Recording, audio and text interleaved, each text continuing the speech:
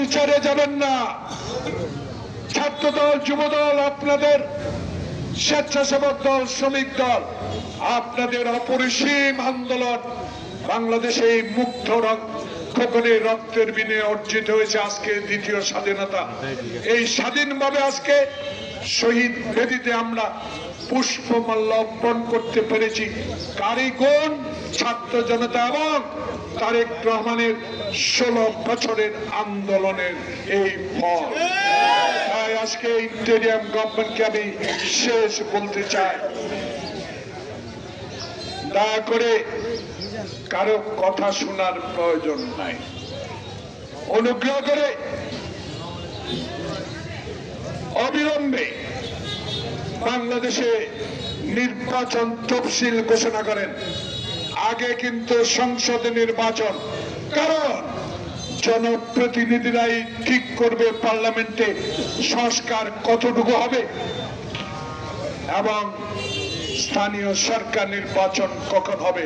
তাই আপনার কাছে এই প্রত্যন্ত সেনবাগ পৌরসভার এই জেলা পরিষদের ভবন থেকে আহ্বান জানাবো, আমরা কিন্তু কষ্ট করেছি, সেই কষ্টের কারণে আজকে আপনারা ইন্টেরিয়াম গভর্নমেন্ট, ছাত্র বৈষম্য, আপনাদের প্রতি শ্রদ্ধা রেখে জানাতে চাই, বাংলাদেশে আরেকবার আওয়ামী লীগের উত্থানের প্রচেষ্টা কেউ করবেন না, তাহলে বাংলাদেশের জাতীয়তাবাদী শক্তি রুখে দাঁড়াবে ইনশাআল্লাহ।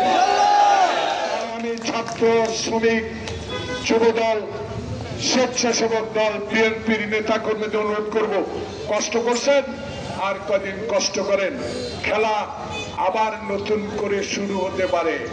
এই খেলার জন্য আপনারা প্রস্তুতি নেন।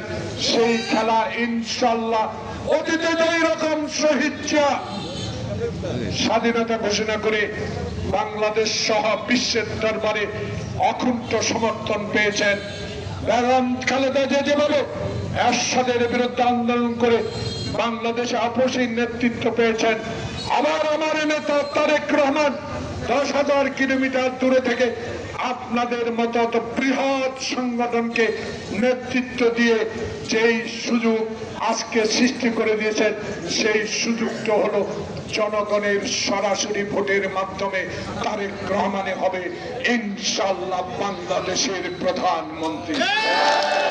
আজকে তাই সালাম জব্বার বরকতকে আবারও সেনবাগ পৌরসভা, সেনবাগ উপজেলা, সেনবাগের সকল অঙ্গ সংগঠন এবং সবার পক্ষ থেকে আল্লাহর কাছে দোয়া করি, শহীদ বরকত জব্বার আজকে যারা আত্মহত্যা দিয়ে বাংলা ভাষাকে বাংলাদেশে প্রতিষ্ঠা করেছে, এই জুম্মা দেবে সবাই আমরা তার জন্য দোয়া করব এবং ব্যানার নিয়ে সিনিয়র নেতৃবৃন্দ সামনে থাকবে।